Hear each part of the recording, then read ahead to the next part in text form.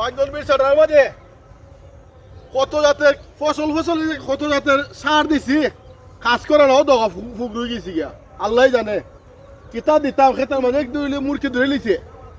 কিতা করতাম হো বাইগন বিছাতে একবার নষ্ট হয়ে গেছি গিয়া ও বা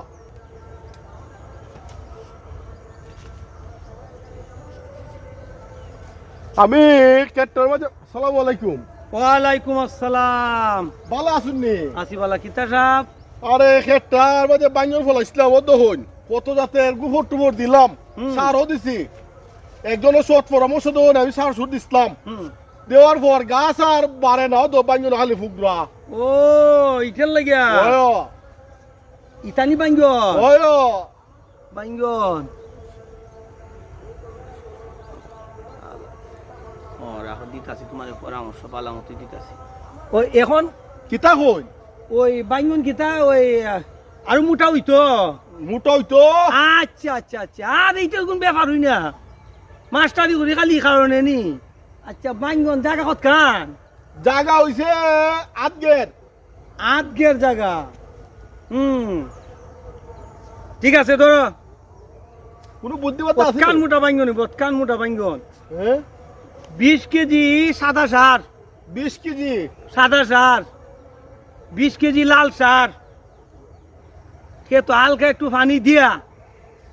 আস্তাটা গুড়িয়ে দিলেই ভাই একবারে গাছের গুড়িত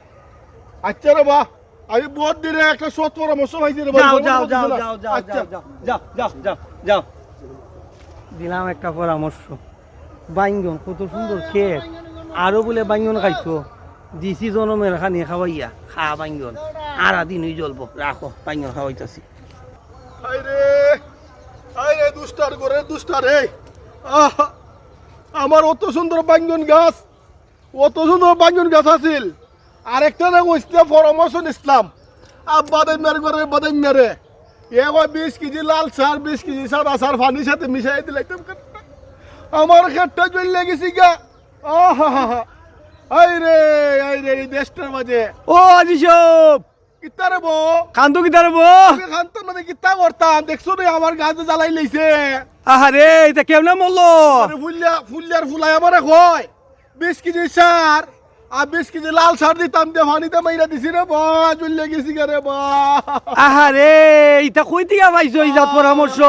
আমি বুঝছি না রে বা আল্লাহ জানে সুট ফলাই জাগা কতকার আজকের আরে খাইয়া লাইছে আইরে বাঙ্গর তে 10 কেজি এর না দিতে আসলাই বা দেখো রে বা যাই গে রে বা